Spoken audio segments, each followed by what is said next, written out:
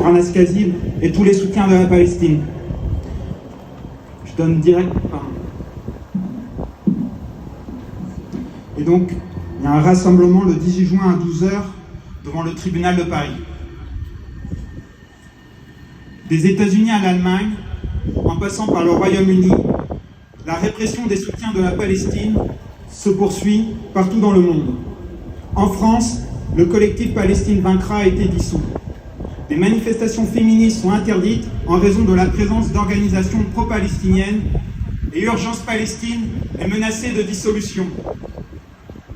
Dans ce contexte, le 18 juin, 2 militants de Révolution Permanente seront jugés pour, je cite, « apologie du terrorisme », dont son porte-parole, cheminot, militant à Sudrail et ancien candidat à la présidentielle, Anas Kazib. En avril 2024, ils avaient été convoqués par la police antiterroriste au même titre que Rima Hassan ou Mathilde Panot. Le délit d'apologie du terrorisme est une spécificité française qui permet de condamner à des peines de prison pour des opinions politiques.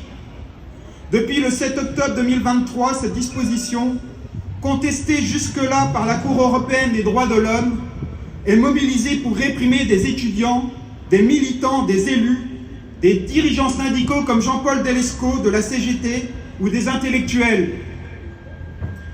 Poursuivre le porte-parole d'une organisation politique nationale est cependant sans précédent. Il s'agit d'un véritable test pour l'État. S'il aboutit à une condamnation, personne ne sera à l'abri de procédures qui permettent de condamner des opposants ou des intellectuels critiques, mais aussi de les associer au terrorisme, de les ficher comme tels ou de les rendre inéligibles.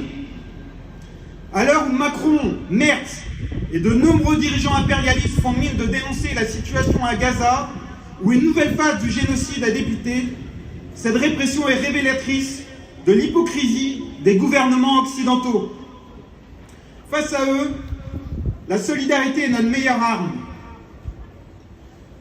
Comme le soulignent de nombreuses personnalités comme Yanis Varoufakis, Abi Martin, Pablo Iglesias, Annie Ernaux, Hélène Papé, Manuel Bompard de la France Insoumise ou Swan Arlo dans une tribune de soutien à Anas Kazib, je cite, « Le combat contre l'oppression du peuple palestinien est indissociable de la lutte contre la criminalisation de ses soutiens.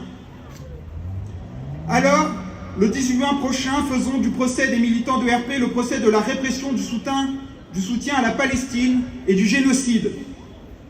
Soyons nombreux devant le tribunal de Paris à 12h.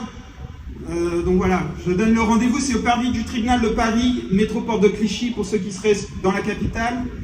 Et je voulais aussi dire, Thalès a été évoqué tout à l'heure. Thalès, l'Université de Bretagne occidentale fait aussi des partenariats avec Thalès et d'autres entreprises d'armement comme Naval Group qui est aussi implanté à Brest.